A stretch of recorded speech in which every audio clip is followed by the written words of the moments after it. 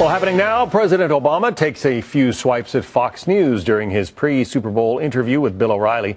It happened after the president was asked about the targeting of conservative political groups by the IRS. Listen.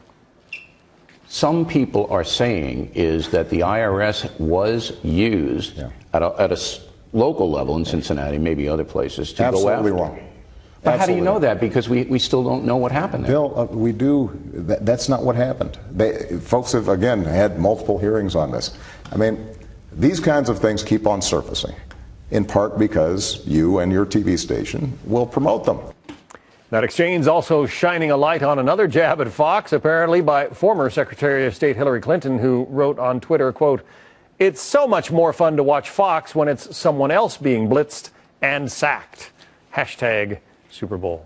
Jim Pinkerton is contributing editor and writer for the American Conservative magazine. Alan Colmes is the host of the Alan Colmes Show and author of Thank the Liberals for Saving America and Why You Should. Now we know how tall Jim is. We're sitting next to each other.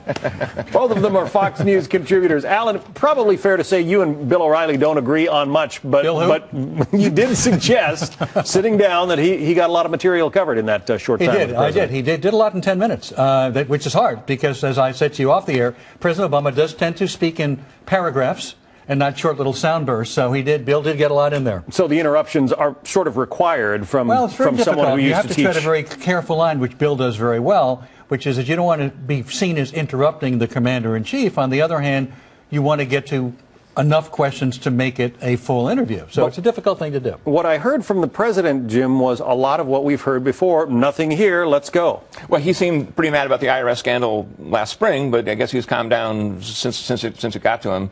But I think the president deserves a lot of credit for doing the interview in the first place. I mean, it was good for him and good for the country.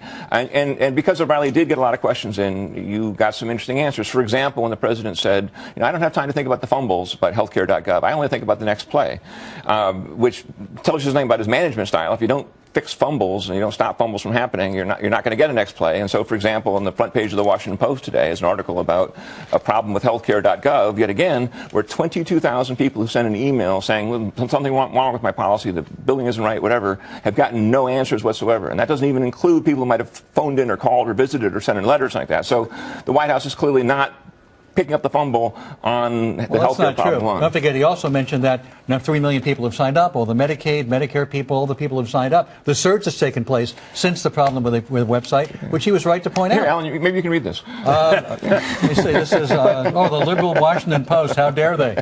But Alan, you have to admit that there's been a surge in signs. That's true. Harry Truman had the buck stops here, on his desk. You got the impression we lost. That was wrong too.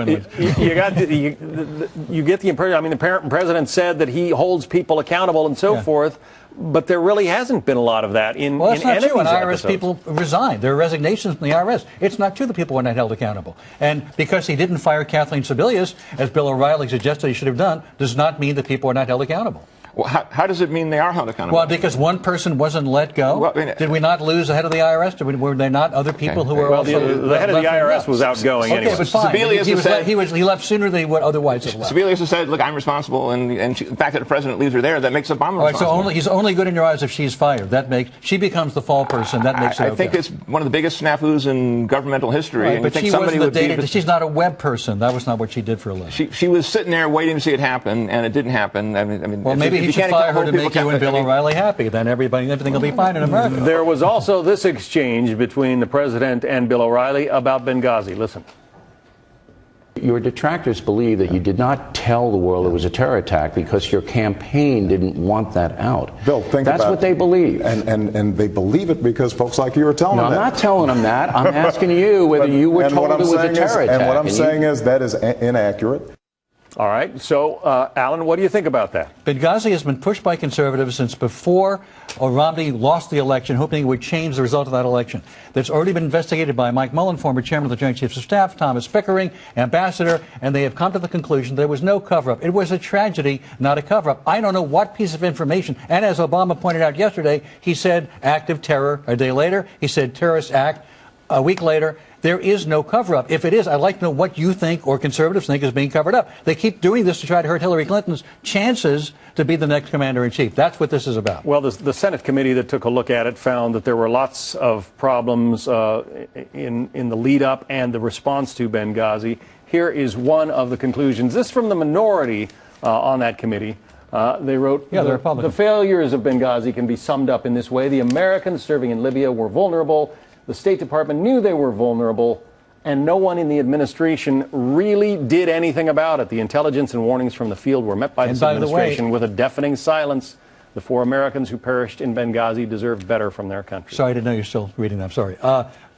Jason Chaffetz, Republican of Utah, admitted that he did not vote for more security, and the Republicans did not consider security funding a priority. You can't just put blame on Obama for everything. It's not as if he knew and was responsible for the deaths of 4 people, or Hillary Clinton either. Jim, I think at a minimum they owe that fellow who did the video, the Muhammad video, an apology. They clearly used him as a patsy to set him up, to throw him in jail, to make it look like he was responsible for all these terrorist incidents. And he wasn't. The president or the Justice Department ought to apologize. All right. Jim Pinkerton, Alan Colmes. Thank you. Thank you.